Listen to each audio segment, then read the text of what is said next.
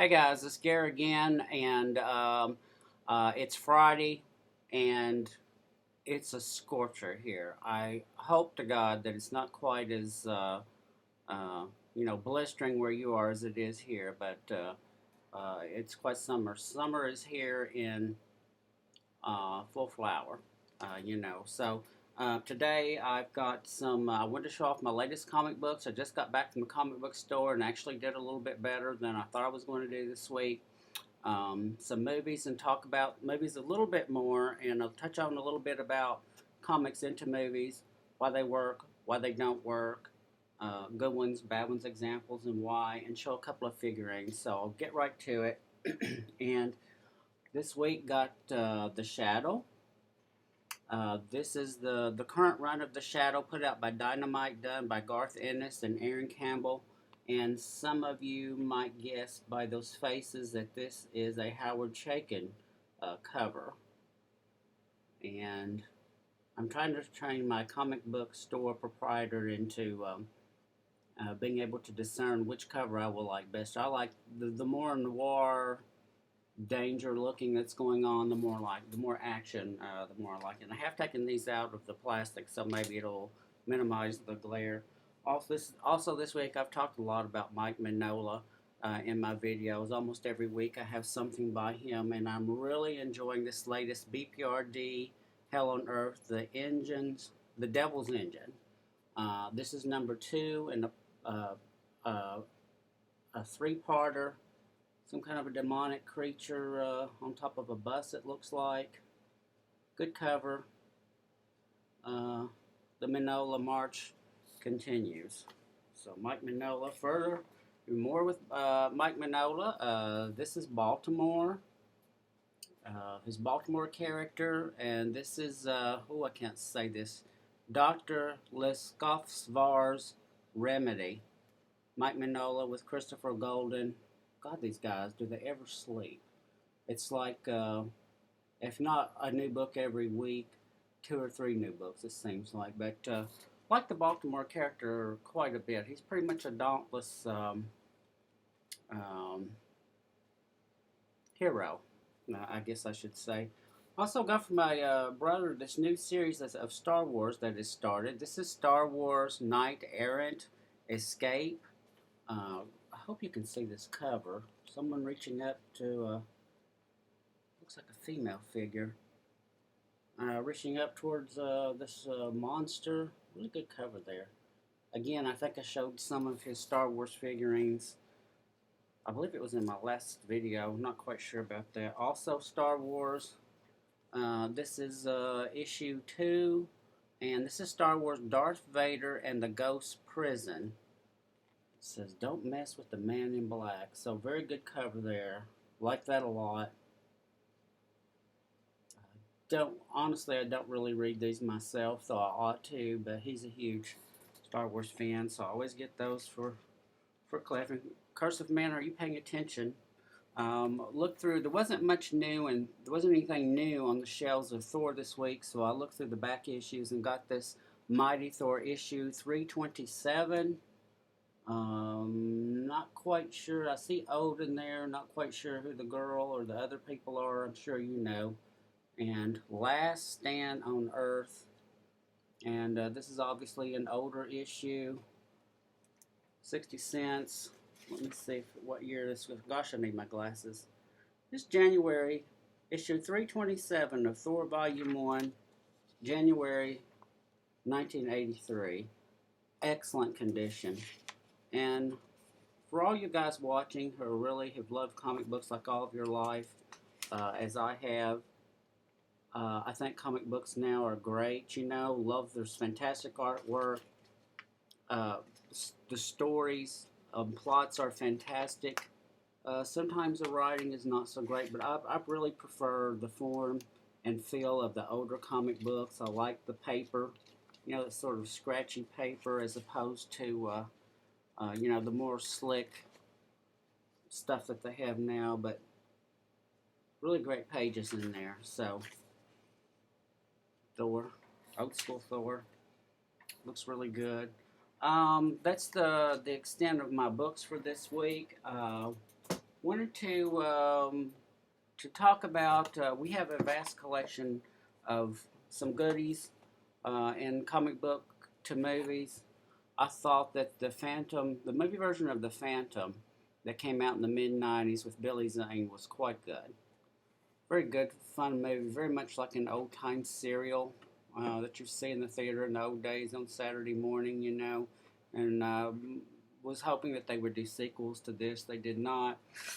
We've got X Men, Wolverine, Origins. We've got the director's cut of The Watchmen.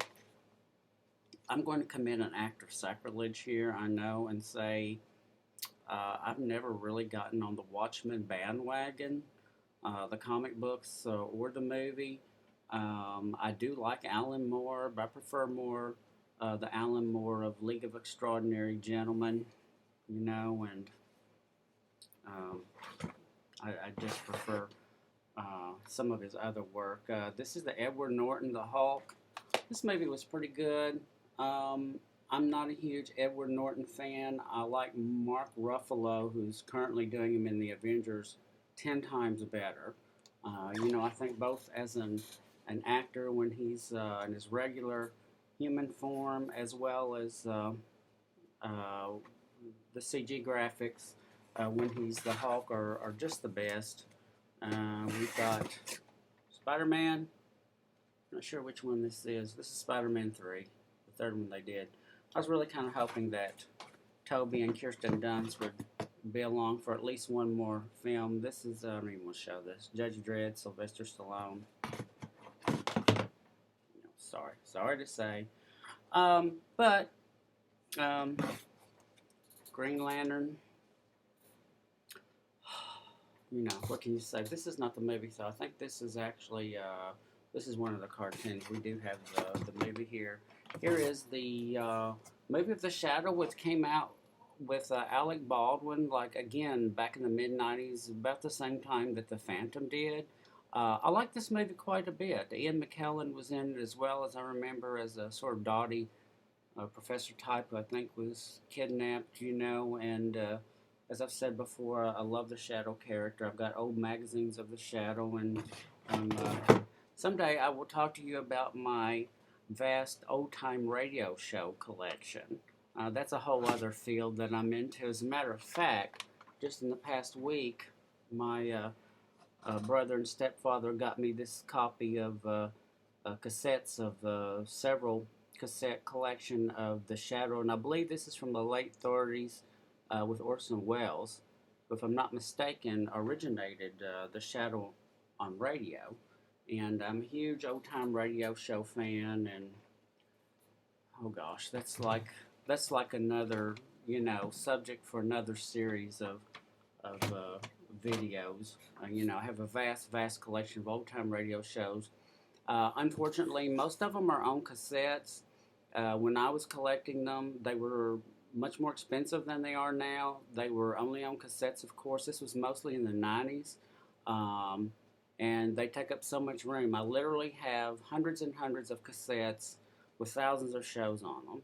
And probably now, if I was starting anew and collecting all these same stories, all these same shows, I could probably have the entire set on some MP3s or CDs like this big, just to take up a fraction of a shelf.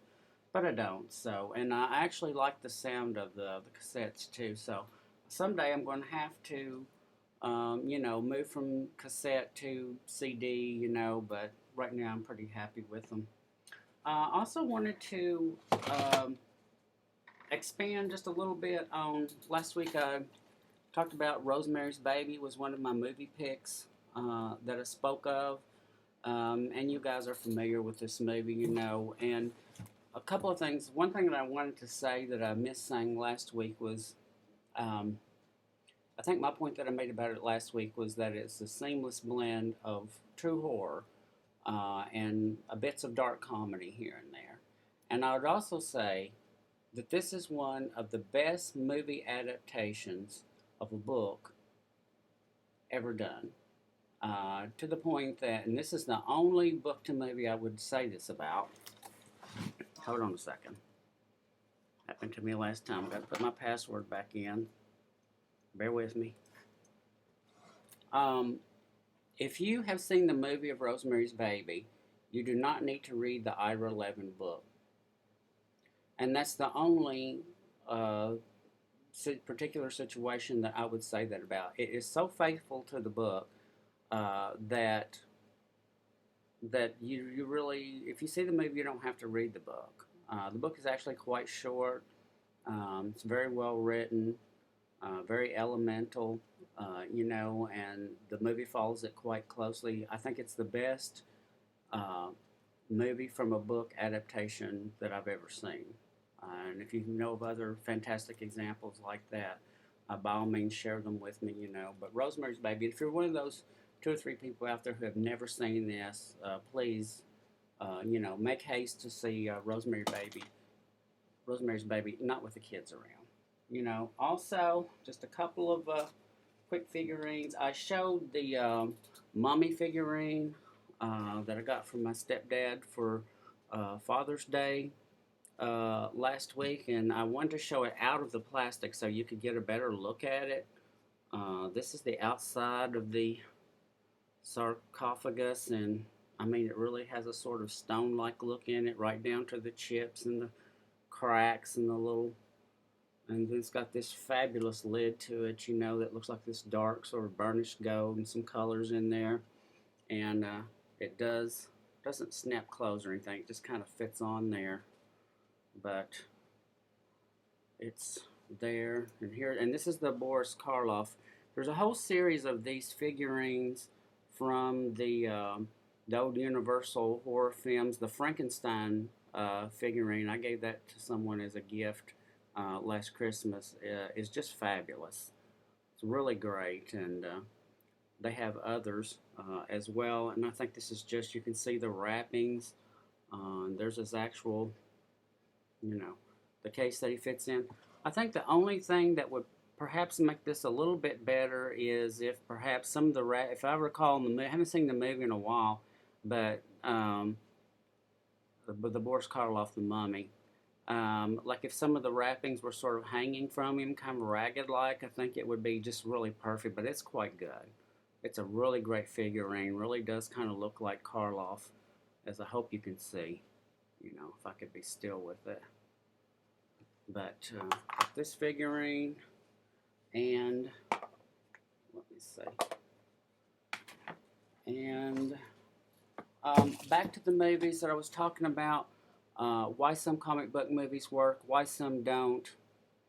I think when filmmakers, producers, directors, screenwriters are bringing a comic book to screen life, the same components that go into making any great film has to be there with a comic book adaptation. You have to start out with a very fine script. You have to have a great director. You've got to have good, solid actors playing these roles.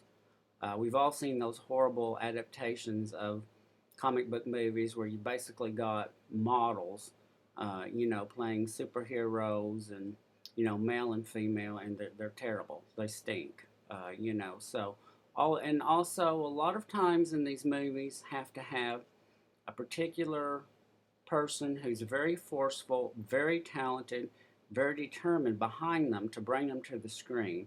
For instance, like Josh Weldon was behind the Avengers movie as producer and director, and the recent Avengers movie is fabulous. We've seen it twice, probably seen it in the theater a third time. I would have no problem seeing it a third time in the theater. Definitely will be buying the DVD to see the movie again and to get all the extras in it.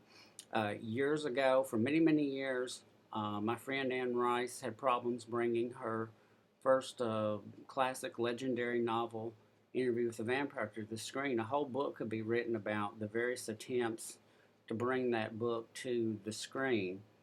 And it was finally David Geffen who got the film rights to it and just made it work. From start to finish, he made it work. He You know, he was behind the entire production, pushing every aspect of it.